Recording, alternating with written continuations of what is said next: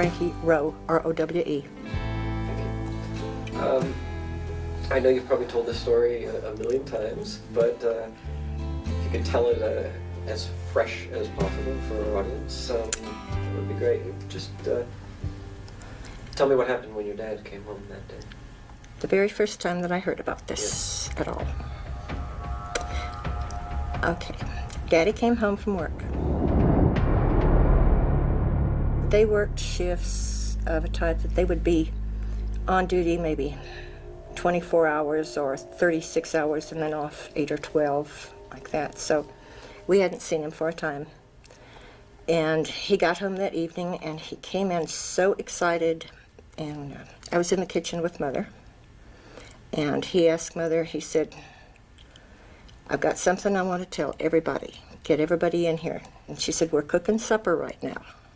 And he said, "Well, how long is it going to be? Because I've got to talk to everybody." And it was just my mother and myself and the 3 younger kids at home, and my other sister was working. So we hurried and we got it on the table and called the kids in. And he started telling us that they had gone on a call of what they thought was going to be a plane crash north of Roswell. And he said they got called out to Blackwater Draw. And when they got out there, what they saw was not a plane that was our plane, but he said it was a flying craft from somewhere else.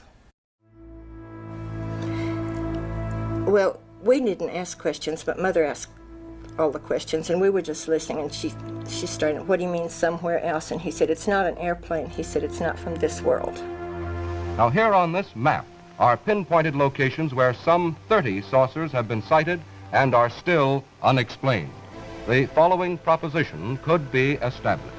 There actually have been and may now be present in the Earth's atmosphere strange aerial objects. Some are of a geometric order. Others can only be described as brilliant light sources. Their form cannot be determined. He said the crash was like the flying saucers that they have talked about, because there'd been a few comments on the news about flying saucers. And he said it was one of the flying saucers crashed. And I don't think really Mother believed him at first. And he said, "No, he said, I mean it."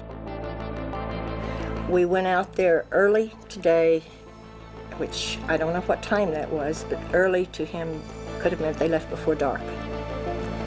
And he said when they got there, they could see that there were 2 bodies that were laying on the ground outside of this craft, and that there was one, what he called little person.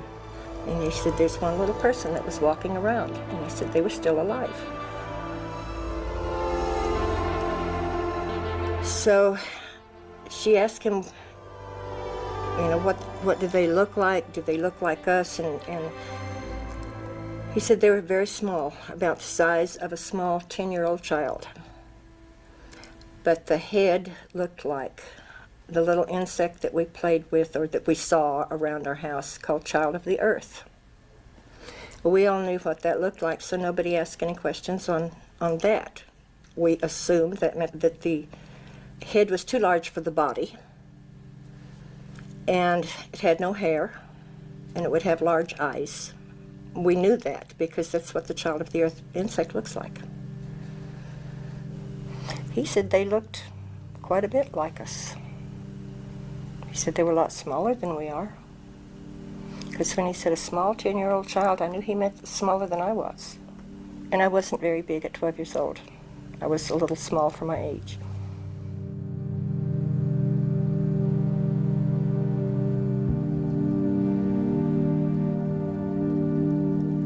And he said that the other 2 were dead and that this one that was alive was very sad.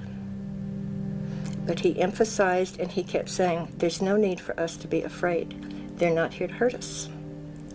And he said, we couldn't help them. And he was more upset over the fact that they couldn't help this little person.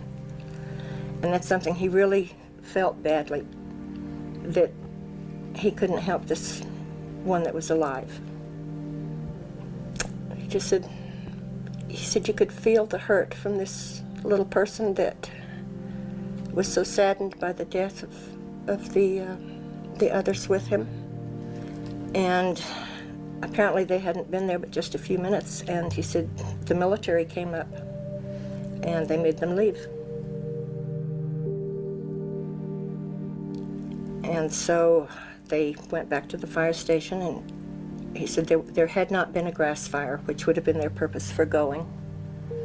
And they thought there could have been if it had been a normal plane crash. I don't think Mother really wanted to believe it at first. And he talked about how could we be so smug to think that we were the only ones that God could create. If he could create this earth, he could create a lot of others too. So that was just a conversation over dinner that night.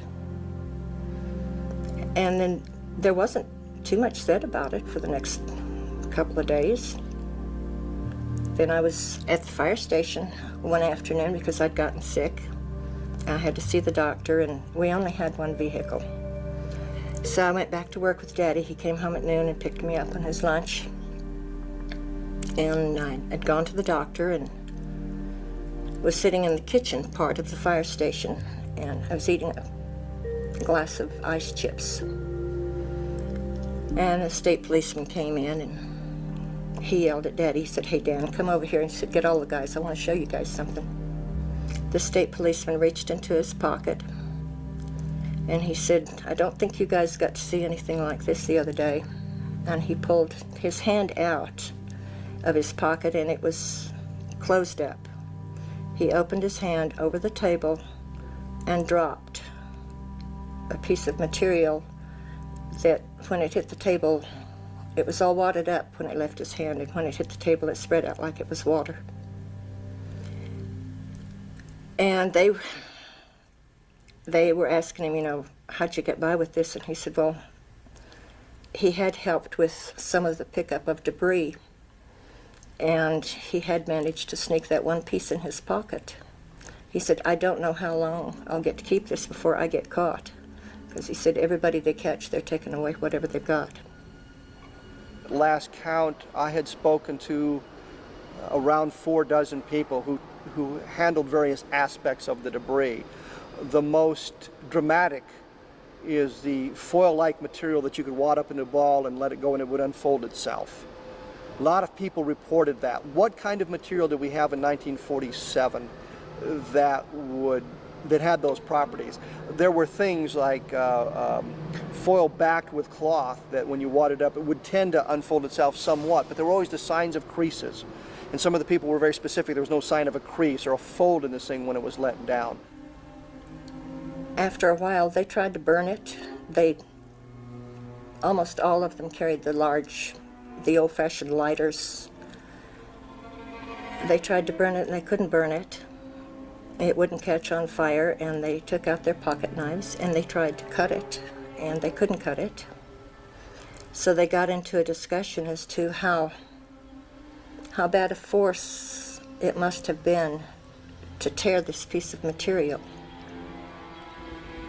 And they talked about, whether it came from the inside of the ship or the outside or what, and of course nobody knew where it came from.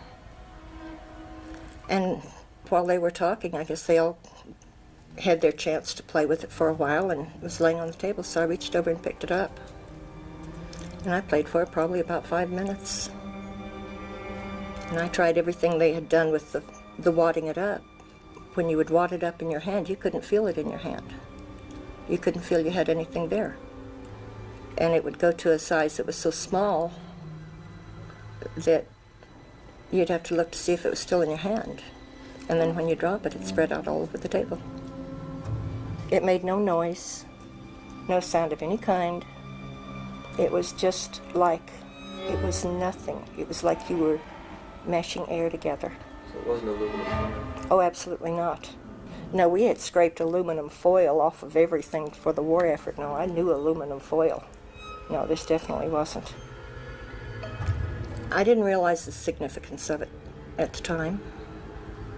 No, I just knew it was different than anything I'd ever seen before. So I forgot all about it after that.